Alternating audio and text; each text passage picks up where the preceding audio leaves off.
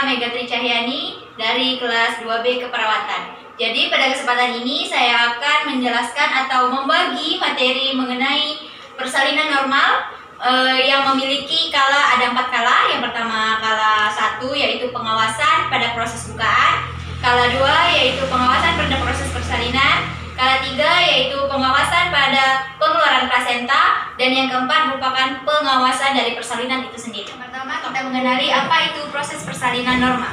Baiklah, proses persalinan normal merupakan proses mengeluarkan janin pada waktu yang tepat atau pada bulan yang telah cukup, yaitu sekitar 37 sampai 42 minggu.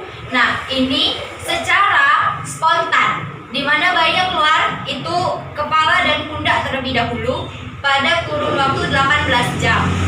Proses persalinan memiliki tanda-tanda tertentu, seperti yang pertama disebut dengan lightening, disebut juga dengan settling, disebut juga dengan dropping. Apa itu? Itu merupakan suatu proses di mana kepala bayi mulai masuk pada pintu atau pangkal panggul. Nah, pada primigravida hal ini terasa jelas, tapi pada multigravida hal ini tidak terasa dengan jelas karena mereka sudah berulang kali mengalami proses persalinan, sehingga hal tersebut tidak terlalu berpengaruh pada mereka. Yang kedua, itu perut pada ibu mengandung itu mulai melebar dan uterus fundus itu turun. Yang ketiga, itu perut merasakan nyeri sampai ke panggul. Hal ini terjadi karena adanya kontraksi-kontraksi lemah pada permulaan proses persalinan. Yang ketiga, itu cervix itu sedikit lembek.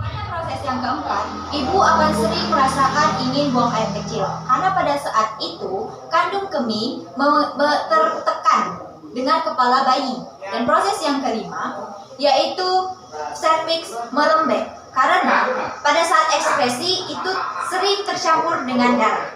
Saya akan membahas mengenai proses persalinan, di mana proses persalinan ini memiliki 4 kala. Kala 1 yaitu adalah proses pembukaan atau bukaan, yang kedua merupakan proses persalinan, yang ketiga merupakan proses pengeluaran plasenta, dan yang keempat merupakan proses pengawasan. Yang pertama yaitu kala 1. Apa itu kala 1? Kala 1 adalah masa atau proses di mana mulai dari adanya kontraksi-kontraksi hingga mengalami bukaan 10 cm. Jadi, bukaan itu terbagi menjadi 10 bukaan. Yang pertama, bukaan 1 cm. Yang kedua, bukaan mencapai 2 cm. Yang ketiga, bukaan mencapai 3 cm. Yang keempat, merupakan bukaan mencapai 4 cm. Yang kelima, 5 cm. Dan begitu pun seterusnya hingga 10 bukaan, yaitu 10 cm. Jadi, pada bukaan ini terbagi menjadi 2 fase. Yang mana hal ini, kala 1 ini akan mencapai waktu 13 jam pada ibu yang baru pertama kali melahirkan. Tetapi pada ibu yang telah berkali-kali mengalami proses persalinan itu bisa mencapai hanya 7 jam, akan lebih cepat daripada ibu yang baru pertama kali melahirkan. Dan pada proses kala 1 ini terbagi menjadi 2 fase, yaitu pertama fase laten, yang kedua adalah fase aktif. Apa itu fase laten? Fase laten adalah fase di mana bermula dari fase atau masa kontraksi hingga mencapai 3-4 cm. Dan hal ini berlangsung sekitar 7 hingga 8 jam. Kemudian fase kedua adalah fase aktif, yang mana pada proses ini bukaan bermula dari 4 atau 3 atau 4 cm hingga 10 cm. Merupakan tahap kala kedua yaitu kala persalinan, di mana pada proses kali ini yaitu kepala bayi akan keluar dari vagina karena bukaan telah mencapai 10 cm. Nah, pada proses ini ibu dimohon untuk mengejan hingga bayinya keluar, dan hal ini juga akan dibantu oleh perawat.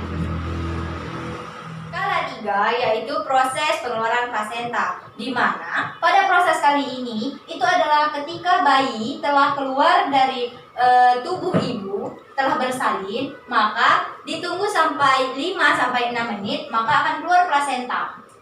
Keluarnya plasenta tidak menimbulkan rasa nyeri, rasa sakit, namun mengeluarkan darah sekitar 100 cc hingga 200 cc.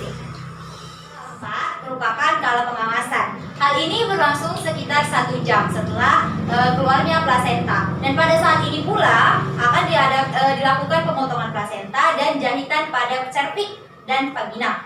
Nah, pada waktu ini akan diawasi apakah terjadi perdarahan pada ibu atau tidak, dan juga terjadinya higien, yaitu serviks ibu yang telah dijahit tadi harus dibersihkan sehingga tidak menimbulkan penyakit-penyakit infeksi yang lain.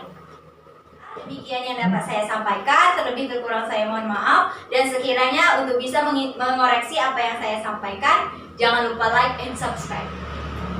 Like, comment. Nah, kami akan salah.